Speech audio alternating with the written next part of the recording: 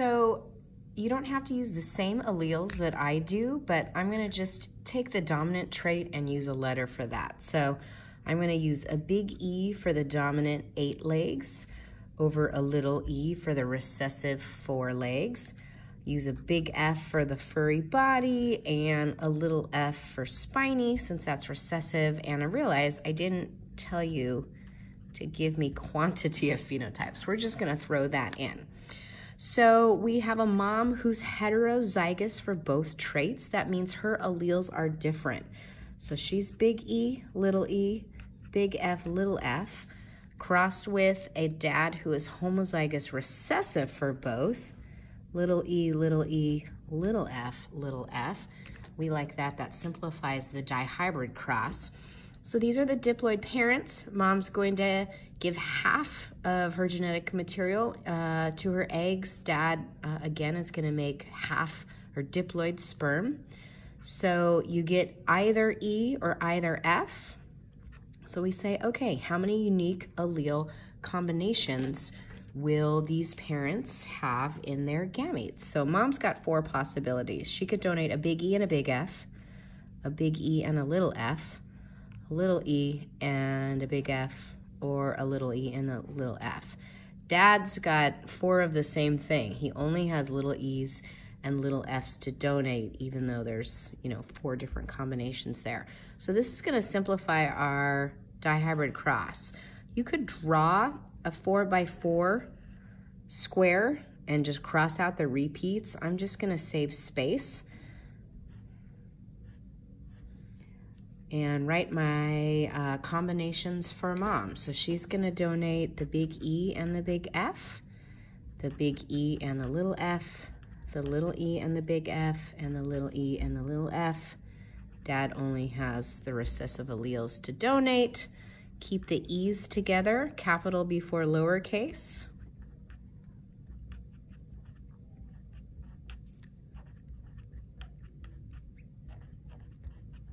And those are the genotypes. I would like for you to tell me the phenotypes. And so let's write them out and then we'll go ahead and put the ratios. So this is going to be 8 legs and furry. This one is going to be 8 legs and spiny. This one is going to have 4 legs and be furry. And the last one is 4 legs and spiny. And the question didn't ask for the ratios, but I'm gonna go ahead and put those in and say we've got a 1:1 to 1:1 ratio, or 1 out of 4, or 25%. You can do that in any way you choose. All right, so for this problem, we don't know the genotypes right off the bat. If you have a blood type of A or B, you could be homozygous dominant or heterozygous. So we're just gonna write in all the info that's given, look at what the kids look like, and that can help us figure out the answer to the question. So we have a woman whose blood type is A. We know for sure she's gotta have at least A, the dominant allele, to give you blood type A, but right off the bat, we don't know if she's got a little I here or another dominant allele. And she's had 2 kids, so she's the parent. Here's our F1. The children have blood type O, so that genotype is little I. It's the recessive phenotype, so the only way you can have blood type O is if you have 2 little i's. And then the other child has blood type B. So they have to have at least one of the dominant B alleles, and again, we're just gonna leave that blank. What must have been the genotype and phenotype of the father? And then I'm also wanting you to finish the genotypes for the widows and her children. So here are the 2 blanks for our father. So this individual here makes it easy for us to figure out. The only way you could have a child that has O blood type is if inherited a little I from both parents. Then we look at this offspring here. We know mom did not donate the B.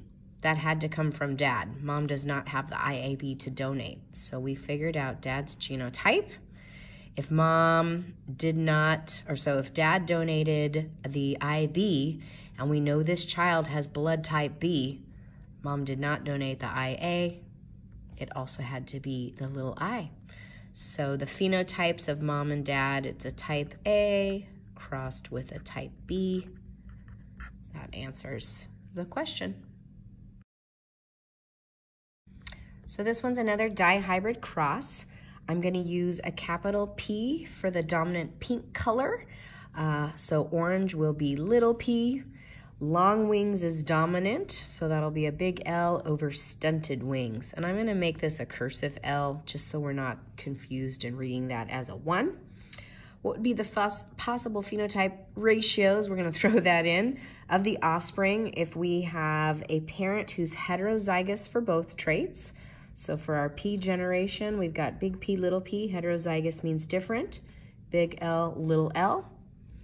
Cross with a bug that's heterozygous for color. So big P, little p. And homozygous dominant for wings. 2 dominant alleles. So we have to look at all the possible combinations. This parent can donate a big P or a big L because the gametes will be haploid. We have to get 1 P and 1 L. The parent could donate a big P and a little L, a little P and a big L, or a little P and a little L. This parent has 2 unique combinations. It's always going to be the dominant L for the wings. So this parent could donate a big P and a big L, or a little p and a big L. And now we're ready to fill those in. If you feel like you don't have room, you can always write diagonally. Keep the P's together. They came first in the problem. Big P, little p, and really make sure you can tell your capitals from your lower cases.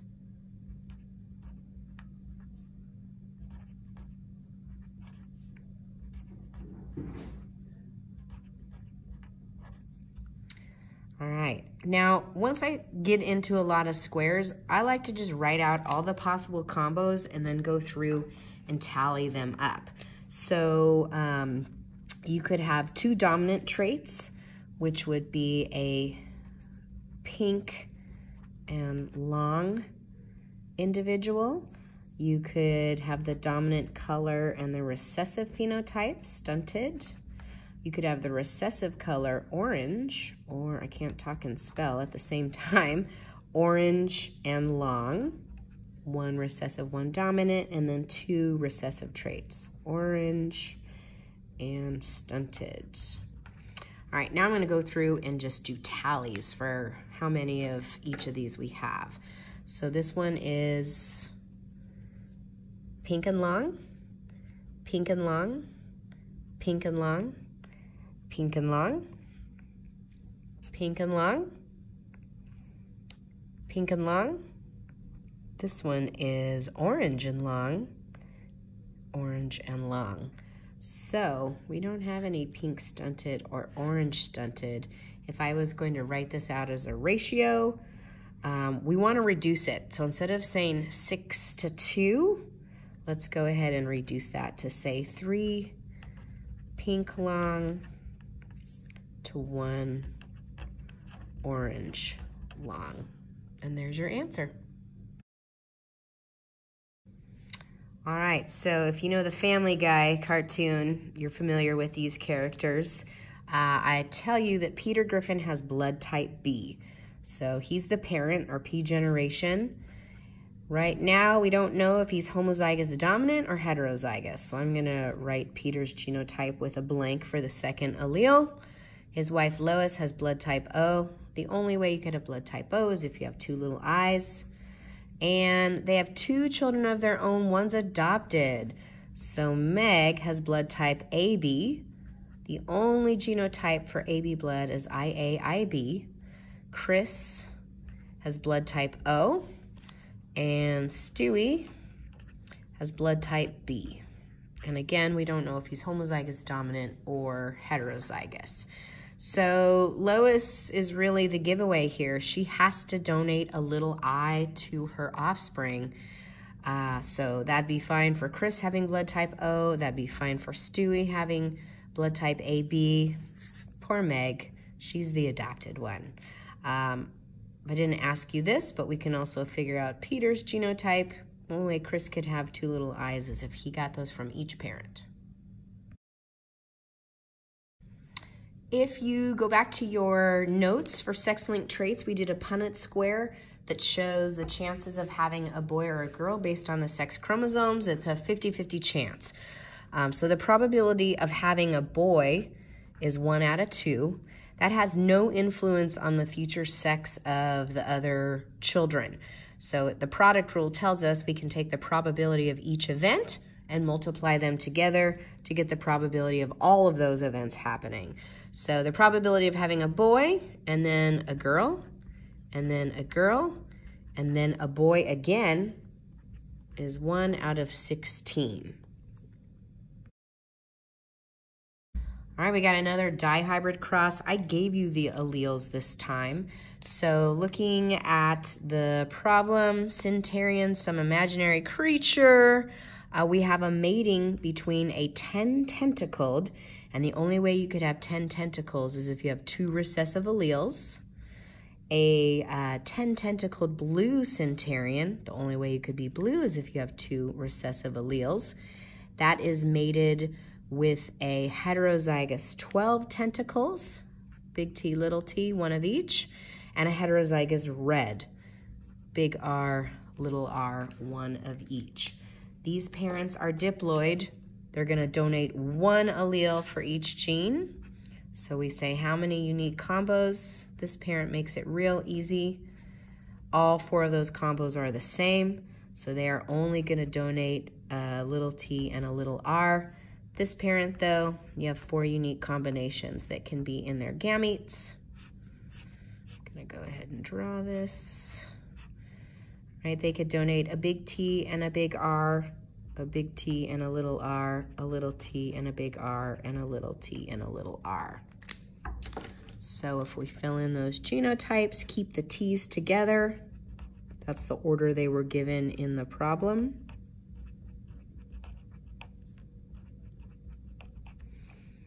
All right, and this one is 12 tentacled and red. This one's 12 tentacled and blue. This one is 10 tentacled and red and 10 tentacled and blue. I don't show the fraction of phenotypes in the offspring, so this would be 1 out of 4 for all of those. And again, you can give ratios or you can give percentages. I don't really care. All right, so we finally have a full 4x4 dihybrid cross. Remember, eye color is not as simplistic as this, but we'll say brown eyes is dominant over blue, curly hair dominant over straight. So we have 2 parents that are heterozygous for both traits. So both of the parents have the same genotype, brown eyes and curly hair, but they're heterozygous. So big B, little b, big C, little c. If we look at how these gametes can be made, there are 4 unique combinations, and it's the same for both parents. So I'm only gonna write it once. So you could get a big B and a big C, a big B and a little c. Make sure you can really tell your C's apart, and 2 recessives. The other parent is the same. All right, so we know anytime you have 2 heterozygous parents and you're doing a dihybrid cross, you will end up with a 9:3 to 3:1 ratio. So you still need to fill in the Punnett square, but if you've made a mistake anywhere, you can see that in your answer.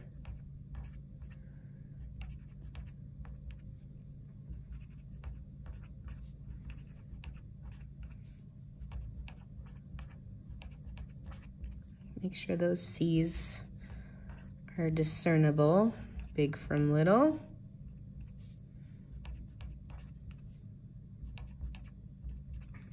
All right, so I again like to write out all the potential phenotypes and just go through and tally them up. So you could have both dominant traits, brown-eyed and curly hair. You could have the dominant eye color and the recessive hair, straight. You could have the recessive eye color, blue, and the dominant curly hair. Or you could have both recessive traits, blue and straight. So once I write those out, then I go through and I just do tallies for what we're seeing here. So this is brown and curly, brown and curly, brown and curly, brown and curly, brown and curly, brown and straight, brown and curly, brown and straight, brown and curly, brown and curly. We have blue and curly, blue and curly, brown and curly, brown and straight, blue and curly, blue and straight. And we did it right because we see this 9 to 3 to 3 to 1 ratio. All right, so we're looking again at eye color, overly simplified, but it works for this purpose. We are trying to figure out the parents' genotypes from the offspring. So we know that an offspring is homozygous dominant for eye color. So that means the offspring is big B, big B. What could the father be? I'm just going to leave blanks there. If the mother is also homozygous dominant. So we know the father has a big B. It's the only way you could have an offspring with two big Bs is if it got the big B from both parents. And from there, we don't know what the second allele would be. There's no way of knowing unless they had more kids. So dad could be homozygous dominant or heterozygous. All right, so for this problem, we've got 2 yellow-seeded plants being crossed. All of their offspring are yellow except for 2 which are green. You might have already remembered that yellow is dominant, but just by the sheer numbers, it appears that green would be recessive. So if we write that out, we're going to use a big Y for the parents. The F1, we knew that 8 were yellow, 2 were green. The only way that you're going to have green offspring, which would be little y, is if each parent had a little y to donate. So what do we know about the parents? They're heterozygous. Can either one of them be homozygous? Explain. Nope. If these are homozygous dominant, either one of them, you won't have any green offspring. Obviously, they can't be homozygous recessive. That would give you recessive offspring, but then they're no longer yellow. The color would be green. We have a blue-eyed individual and a brown-eyed individual reproducing. So blue eyes, we'll say, is little b, crossed with a brown-eyed individual. And for now, we don't know if it's homozygous dominant or heterozygous. If we look at their offspring, though, we can tell. They have 5 blue-eyed kids, little b, and 6 brown eyes. Can we figure out the parent and the kid's genotype? Yes. This parent only has little b's to donate, so the kids are heterozygous. The only way of a blue-eyed individual is if this parent is heterozygous. So we look for this problem. Sickle cell anemia causes some problems. We see that we have superscripts. So as soon as you see the superscript, you know that this is a co-dominant trait. And it's not written with X's or Y's, so we know that it is autosomal.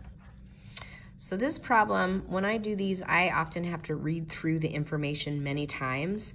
We're looking at Joe and his family history, and we want to figure out what are his chances of having an allele for both sickle cell anemia and normal blood. It's co-dominant, so if you have one of each, some of your blood cells will be round and some will be sickle shaped. So we need to figure out what are his chances of being heterozygous. We have a lot of information about his family. So one, we have to draw the pedigree. We need to then go back and fill in the genotypes. That will give us Joe's parents and allow us to answer this question. So for pedigrees, males are squares. So I'm gonna start down here with Joe. And we wanna see if he has any siblings. So if you read through this information, Joe doesn't have any siblings listed. So I'm gonna go ahead and put in his parents here. Now, we've got 3 generations, grandparents on either side. So again, let's go through and see if his dad or mom have any siblings. And his mother does have a sister. So we're just gonna put in her sister before we draw the parents, so we have a nice balanced pedigree. And now we're ready to go through and shade in the folks that have sickle cell anemia. So neither of his parents are homozygous for sickle cell anemia, but his mother's mother, Joe's mother's mother, is homozygous, so we shade her in all the way. His mother's sister, so Joe's aunt, needs to be shaded. And his father's father, they are homozygous for sickle cell anemia. So they are going to be HBS, HBS. We use HB because it's the mutation in the hemoglobin that causes sickle cell anemia. Now, in reality, this problem is never gonna happen. You have too many demands for oxygen that would not be met if you're homozygous for sickle cell anemia. And in reality, these people would have died in early childhood. They wouldn't survived enough to have kids of their own. But we're pretending that's not an issue. So everybody else who's left here is not homozygous for sickle cell anemia. Maybe they're heterozygous, but since they're not shaded in, we know they have at least 1 normal blood allele. So I'm just gonna go ahead, give everybody 1 HBA. We're leaving Joe for now. So now for the second allele, we can figure most of the information out. The only way this woman could have 2 sickle cell alleles is if they got 1 from each parent. So that means that the maternal grandfather was heterozygous. And we're gonna shade him halfway because half of his blood approximately will be sickle shaped, half will be normal. Same logic here. Joe's mom only can inherit HBSs from grandma. So she is also heterozygous. Same thing over here. Paternal grandfather only has HBSs to donate. So we'll shade in. Joe's daddy's heterozygous. Now for this one here, we know the HBS came from grandfather, HBA came from mom, but we don't have information to know, does she have sickle cell anemia or not? So we're just gonna leave her blank. So we're almost done. Now finally we've got the genotypes of Joe's parents. We can do the pedigree, we can do the Punnett square to see what Joe's chances are of being heterozygous for sickle cell anemia. So dad can donate either a regular blood allele or a sickle allele. Same with mom. So we've got HBA, HBA, HBA, HBS, HBA, HBS, HBS, HBS. The question wants to know, what are the chances that Joe will be heterozygous? He's got a 50% chance, or 1 out of 2.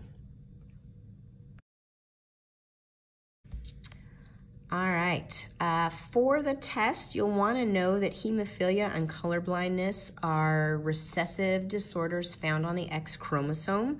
But if you weren't sure, you would look at this pedigree and notice we don't have any affected females and we have 4 affected males. So that's a tip off right there that it's sex-linked, specifically on the X chromosome, and it's also recessive.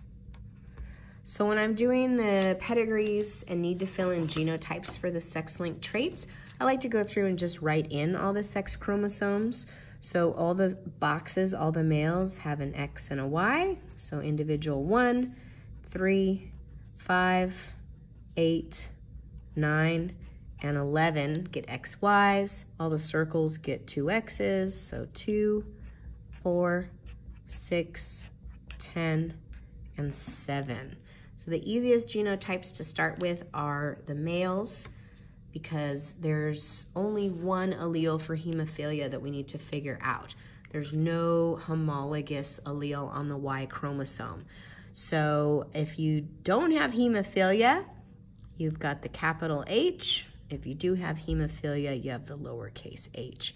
So individuals 1 and 3, the males that aren't affected, are X big H, Y.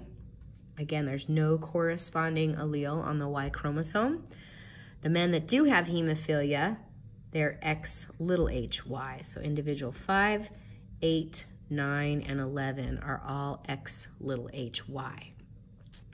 Now the females, we don't have any shaded females, so we know all the females here have at least one big H. Maybe they have 2. Maybe they're heterozygous. So I like to just go ahead and fill in all the big H's there. And when you're doing a pedigree, if you can't figure out what someone's genotype is, leave it, go back, fill in what you can, and then come back and see if some of that new information has been able to help you. So I'm gonna start down here. What did individual 11 inherit from his father? He inherited the Y. That's why he's a male. So if this Y came from dad, this means that individual 10 gave him the hemophilia allele. So mom is heterozygous. It's a sex-linked trait. She's a carrier. So we're gonna shade her halfway.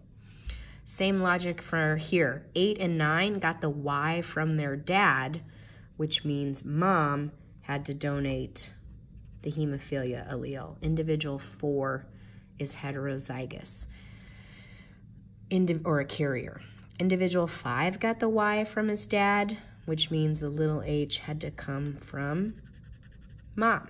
She is a carrier. Now looking here at number 6, what did dad give to her? He gave her a big H because she's a female. He didn't donate the Y. Mom could donate either the big H or the little h, and this individual would not have any signs of hemophilia. So we actually don't know if she is a carrier inheriting the recessive allele, or is she totally normal, homozygous. So we have to leave her blank. Now that just leaves us with individual 7, and it's the same thing. We know that the dad donated the big H because she's a female. She had to get 2 X's, one from each parent. Mom could donate either one of these alleles, and she still would not have hemophilia, so we're gonna leave her blank. Completing number 13 is exactly the same way we did number 12. Color blindness is sex-linked, or it's on the X chromosome. I'll change it up and say X-linked this time, and recessive. The pedigree is showing those that are colorblind. So we're gonna use a big C for normal color vision and a little c for colorblind. Make sure you can tell your C's apart. So again, I'm gonna go through and just write in the sex chromosomes. All the boxes are XY. Those are the males. So individuals 1, 3, 6, 7, 10, and 11. All the females are XX, 2, 4, 5, 8, 9, and 12. All right, so let's start with the males. They're the easiest ones to do. Individual 1, 6, and 11 are not colorblind. So we know they're X with a big C, make those C's really big. No corresponding allele on the Y. And individual 3 as well. So individuals 7 and 10 are colorblind. They're X little c, Y. We do have an affected female. The only way a female could be colorblind is if they have 2 copies of the little c, so they're homozygous recessive. All the other circles we know have at least 1 big C. They are not colorblind, but they may be carriers. So if we start over here, the only way you could have a colorblind female is if she inherited that allele from both parents. So one of the little C's came from dad, the other little C had to come from mom. Individual 8 is a carrier. If we look here, what did this individual 8 inherit from dad? The big C had to come from dad because she's a woman. She had to get 2 X's, one from dad, one from mom. So if big C came from dad, little c had to come from mom. Individual 4 is also a carrier. What did individual 7 get from his dad? He got a Y, that's why he's a male. So this little c had to come from mom. I shouldn't have written this here. I'll shade in this half. She is also a carrier. We come over here. Individual 10 got the Y from dad, meaning the little c had to come from mom. 5 is a carrier. Here, dad definitely donated the big C. That's why she's a female. But mom could donate either one, the recessive or the dominant allele, and she still would not be colorblind. So we're going to leave that one blank. One mistake students do when filling in this pedigree is they've been doing the sex-linked traits on 12, the sex-linked traits on 13, and they just get in the habit and they put X's and Y's. Here we've got a male and a female, both affected. It doesn't appear to be sex-linked. Like I said, you need to know for the test that hemophilia and colorblindness are sex-linked recessive disorders on the X chromosome.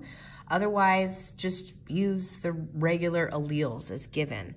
So for this pedigree, it shows the scaly individuals, the recessive individuals. So they're going to be little a. So individual 4 and 6 are little a. That means all the rest have at least one big A. I'm going to write those in first, and then we'll go through and see if they're homozygous dominant or heterozygous. So individual 4 only has little a's to donate. That means all the kids have to be heterozygous. The only way that you could get, I'm going to ignore that. She's always donating a little a. Here, same thing. The only way you could have a recessive offspring is if both parents had a little a to donate. So we're going to put that in here. Now, if we look at individual 3, did this big A come from dad or mom? We don't know. So we're going to have to leave that line blank. Same thing here. Did this big A come from mom or dad? We don't know. We have to leave that blank. Now, when we look at all the offspring, there are no recessive offspring. Maybe we can assume that this is big A, but we just don't know. And that's all we can fill in on this problem. So for question 15, we are looking at achondroplasia, a type of dwarfism that is a dominant autosomal disorder. And if we look at the offspring, if they inherit 2 copies of the dominant allele, so if they're homozygous dominant, that pregnancy won't be viable. And there will be a spontaneous abortion, which is essentially a miscarriage. So we need to look at the information and draw a pedigree and then fill in the genotypes so that we can answer the question. So we have Nancy and Jerry, and they are both little people. And the only way they could be little people is if they were heterozygous. So I'm going to use a big A to stand for achondroplasia. I'm going to just abbreviate that, and little a to be normal. And remember, they wouldn't survive if they're big A. So we right off the bat know that Nancy and Jerry are heterozygous. But let's go ahead and do our pedigree. I'm going to put J for Jerry and N for Nancy. And the question that we ultimately want to answer is, what are the chances that their baby would be born of normal stature? So we're just putting in a question mark there. We don't know what the sex of the child is. So let's see who has siblings of Jerry and Nancy to add to our pedigree before we put in the parents. So we've got Nancy, her dad, and her sister do. Her mom doesn't. So we need to give Nancy a sister before we put in those parents. Jerry, his mom, his dad, they don't. It's not, I maybe should have made this line a little bit longer to spread them out. Okay, so this pedigree is showing us who has achondroplasia. So let's go ahead and shade those in so we can do the genotypes. So in terms of the family, Nancy does, her sister does, and her dad and her sister. In Jerry's family, Jerry and his mom do.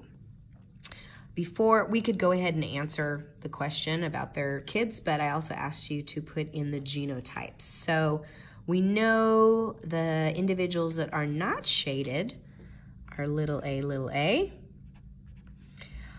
We already know that all these individuals are heterozygous. They wouldn't have survived otherwise, but just in case we didn't know that, we could say, all right, they have at least one big A. And over here, Nancy's mom only has little a's to donate to the kids, so mom and aunt are heterozygous. Technically, we could say, well, leaving this blank because we're not quite sure what the second allele is. We know this big A got donated, but in reality, this person would not survive if they were homozygous dominant. Here, dad only has little a's to donate. Same logic, it's gotta be heterozygous. So finally we're ready. Jerry and Nancy are heterozygous. What are the chances that they have a child of normal stature?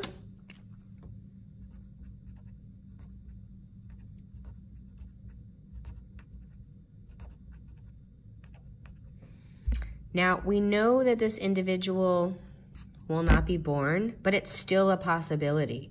So there is a 1 in 4 chance of 2 little people having a baby of regular stature.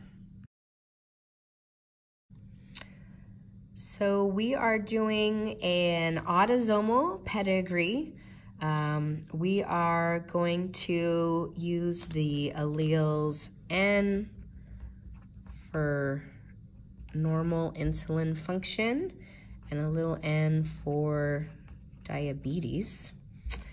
And this is one of those problems where you probably want to read the family information a few times just to make sure you get your pedigree right.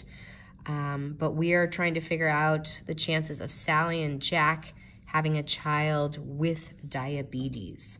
So we've got Jack, and I'm gonna make them far apart. Sally, we wanna get their genotype so we can figure out the answer to our question, but first we have to fill in the information about their family. So let's see if either Jack or Sally have siblings. We read through this, we're not seeing anything about Sally having siblings. We read through this, neither does Jack. So we can go ahead and write in the parents. All right, and then we need to go through, actually, because I know how the answer is gonna work out. Normally I put the males on the left, females on the right. I'm gonna flip-flop that around like this. All right, so we've got Jack's dad and mom. And the reason why I'm doing that is when we read through Jack's family, Jack, his mom's dad, do not have diabetes, but his dad, his mom's sister. So I gotta put in the sister here, and his mom's mom do have diabetes. So there's no other siblings to fill in on Jack's side of the family. And we've got information about Sally's mom's mom and dad. So here is our pedigree. All right, so we had to read through that a couple times to get the pedigree. Now let's read through it again to see who we are shading. So again, we're shading in the people that have diabetes. So Sally, her dad, and her mom do not have diabetes. However, Sally's mom and her mom's dad do have diabetes. And on Jack's side, these are the folks that don't have diabetes. Jack's dad, his mom's sister, and his mom's mom do have diabetes. And those genotypes are easy. They're recessive, so everybody who's shaded in is little n. That means everybody that's, not shaded has at least one big N. Okay, the only way that Jack's aunt could have two recessive alleles is if she got it from both parents. The only allele that this grandma has to donate is a little n, so heterozygous there. Same logic, only could have a child with little n as if both parents donated it. Here, we know Sally has to inherit a little n, but we don't know what the other allele is for her dad. Over on this side, Jack's dad only has little n's to donate. Now we're ready for our Punnett square. Sally and Jack are both heterozygous. So if we do our Punnett square,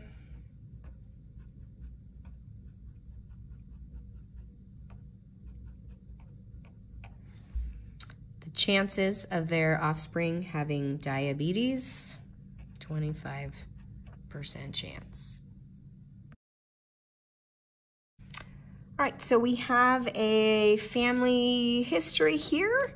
Neither the husband or the wife is bald, but their 3 sons develop pattern baldness, a sex-linked trait. So I'll tell you if a trait is sex-linked on the test if it's not color blindness or hemophilia. Give the genotypes of the parents, draw the pedigree. So neither of these parents are bald, but their 3 kids are. It's a sex-linked trait, so we can go ahead and write the sex chromosomes. I'm only going to write the boys' sex chromosomes once because they're all the same. I didn't tell you if it's dominant or recessive. They're not showing it, but it shows up here. That means it's got to be recessive. So we could use a big B for normal hair growth, little b for male pattern baldness. That means if they're bald, the Y came from dad. Dad's got to be a big B. Where did that trait come from? Had to come from mom. She is a carrier. All right, so for our last one, we have to think about the proper alleles to use. In snapdragons, red flower color is incomplete dominant over white. If it's incomplete dominant, we need to use 2 different capital letters. So we'll use a big R for red and a big W for white. Then we've got different leaf shapes. There's broad leaves with a superscript. That's telling us that it is a co-dominant trait. So now we're ready to set up the P generation. So we have parents that are have red flowers, so that's going to be big R, and broad-leaved, LB, LB, crossed with a white-flowered, big W, narrow-leaved, LN, LN. What would be the phenotypes and their expected ratio in the F2 generation? So we don't have to do a dihybrid cross. Because the parents are homozygous, it makes it pretty easy. They're just going to get 1 each of these alleles in the gametes. So this parent is always going to donate a big R. This parent is always going to donate a big W. This parent donates an LB. and this parent donates an LN. So the F1 generation are going to be pink with some leaves broad and some leaves narrow, right? Incomplete dominance is when neither allele is dominant and there's a blending. So these will combine to make a pink flower. The superscripts mean both of these are equally dominant and they were both expressed. So the F1 will be pink flowered with leaves both broad in some areas and narrow. And I don't know if that even exists, but I made it up for this problem. All right, so now for the more challenging dihybrid cross, right? We are taking two of the F1s, right, and we're crossing them. So both parents are heterozygous, RW, LB, LN. And we say, how many unique allele combos do we have? There are 4. You could get an R and an LB. You could get an R and an LN. You could get a W and an LB, or a W and the LN.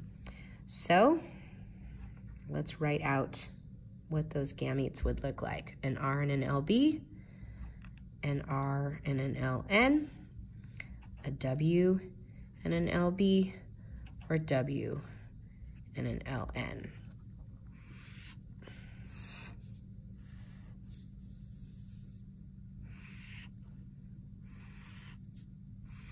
So we do have to do a 4x4 dihybrid cross. Both parents' gamete combos are the same.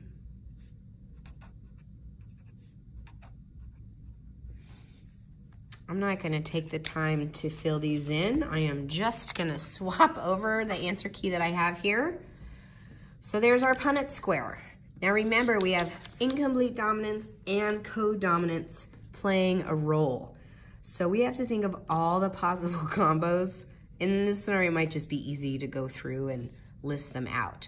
So this would give us a red broad and narrow, pink broad and narrow, red broad and narrow, red and narrow, pink broad and narrow, pink narrow, pink broad and narrow, white and broad, white broad and narrow, pink broad and narrow, pink narrow, white broad and narrow, and white narrow. So if we look at all those possibilities, we have a 1 to 2 to 1 to 2 to 4 to 2 to 1 to 2 to 1 ratio. Wasn't that fun?